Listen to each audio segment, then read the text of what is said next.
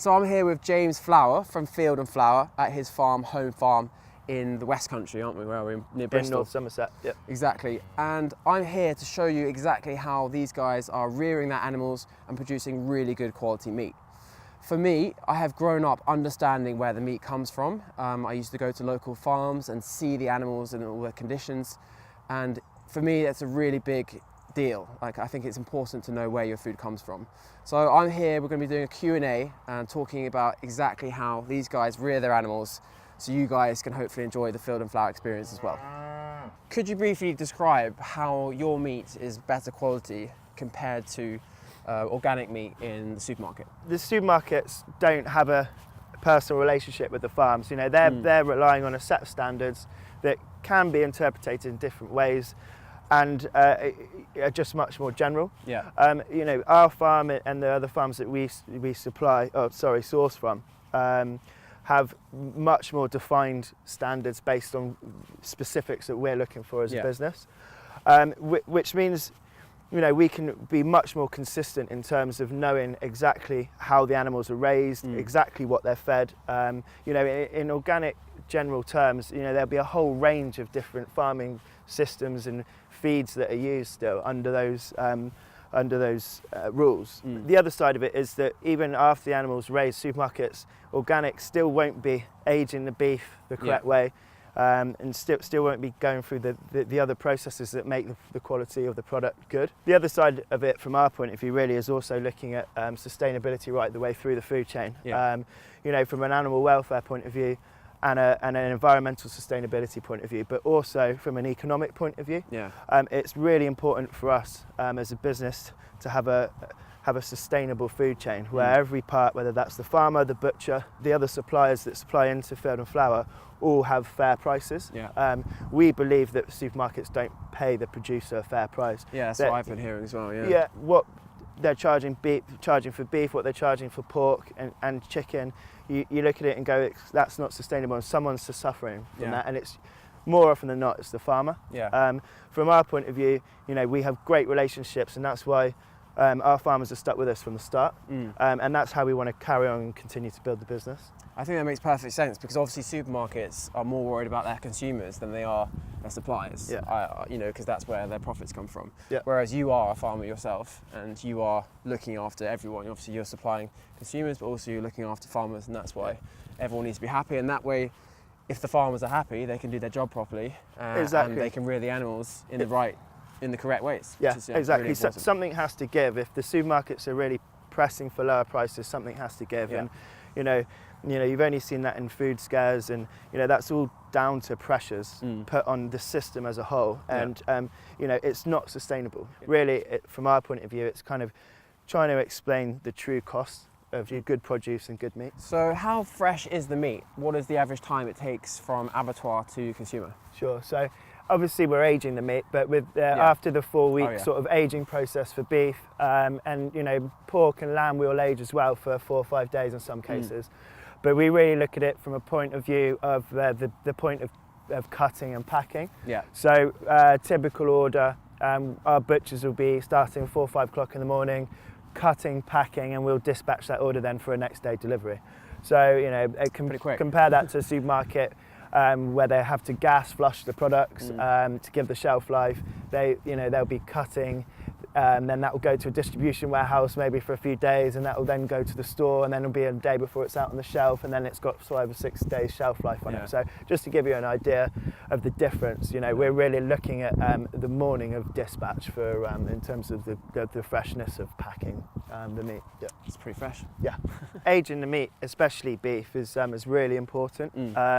For the tenderness and for the flavour. So our total maturation period is a minimum of 28 days. You know, through that, involved in that is the dry aging process as well. So you know, when the animals are killed at the slaughterhouse, they're then dry aged on the bone. So that has different effects. You've got the mechanical process of the actual weight of the carcass stretching the muscle fibres, which makes it more tender. Okay. But obviously also the two other things really that are going on is a natural sort of healthy bacteria breakdown of the fibres in the meat, which again tenderises it. And finally, the fact that having airflow around the meat draws the water out. Okay. So that has a really positive effect on the concentration of the flavours within the meat. It also means that if you're buying meat that's been dry aged, you're getting better value for money. The cooked weight of your steak or joint is going to be much closer to its fresh weight, having gone through a dry aging process, because there's a lot less water content from the start. So I mean, it's a common misconception really when you're looking at cheap supermarket meat. We encourage customers to work out what the cost of their pork chop is, or the cost of their steak is, based on the cooked weight per kilo, price per kilo, and you'll find that it's quite expensive.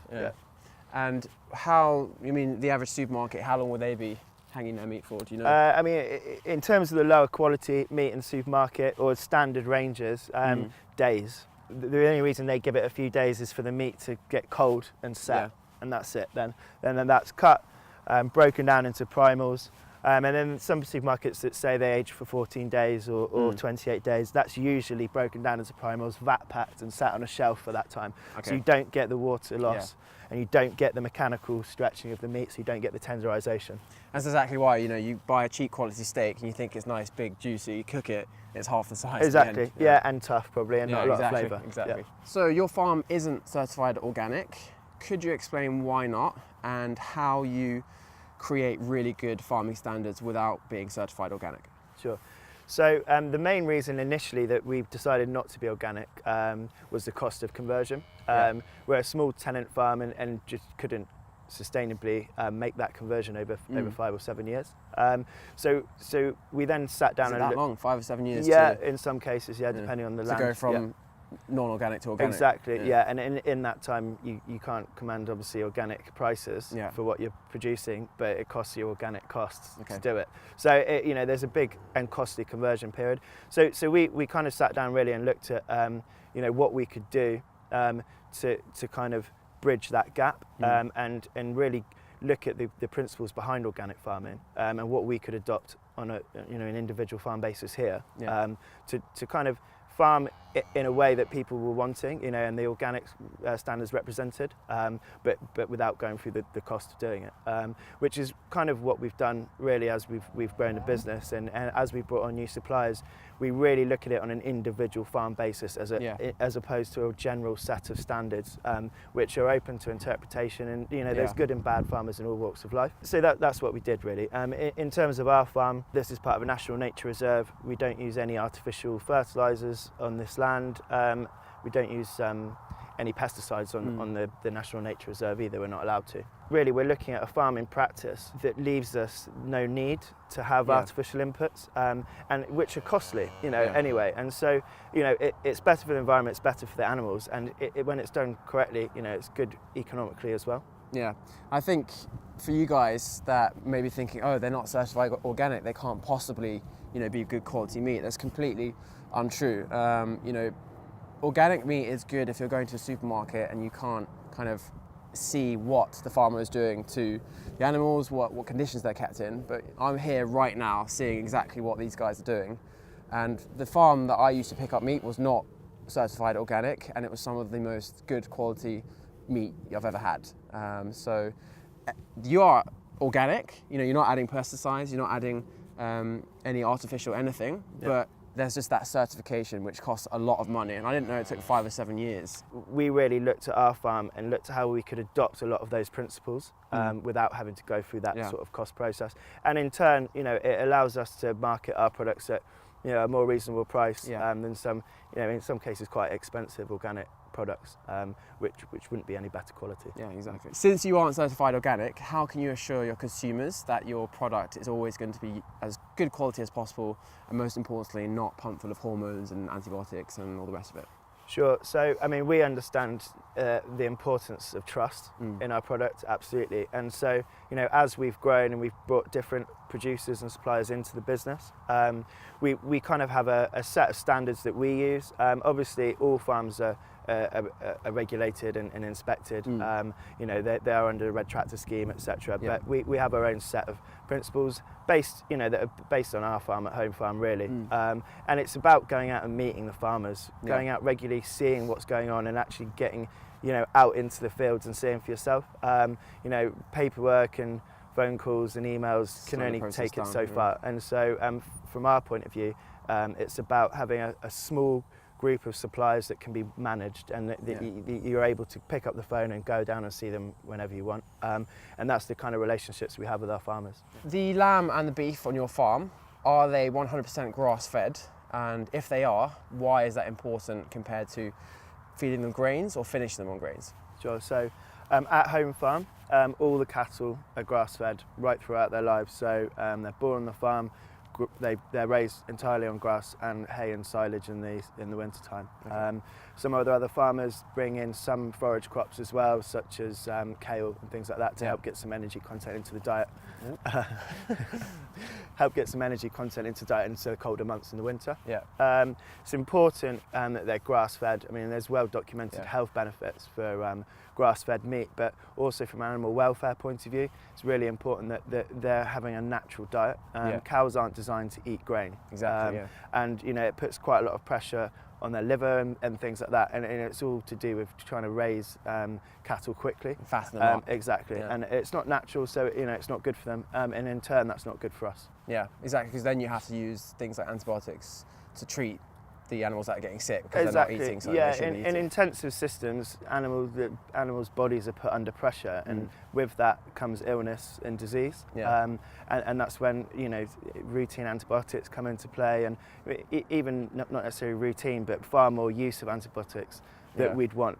It's a big problem at the moment, isn't it? Exactly. And you know, antibiotic resistance is happening in animals as well.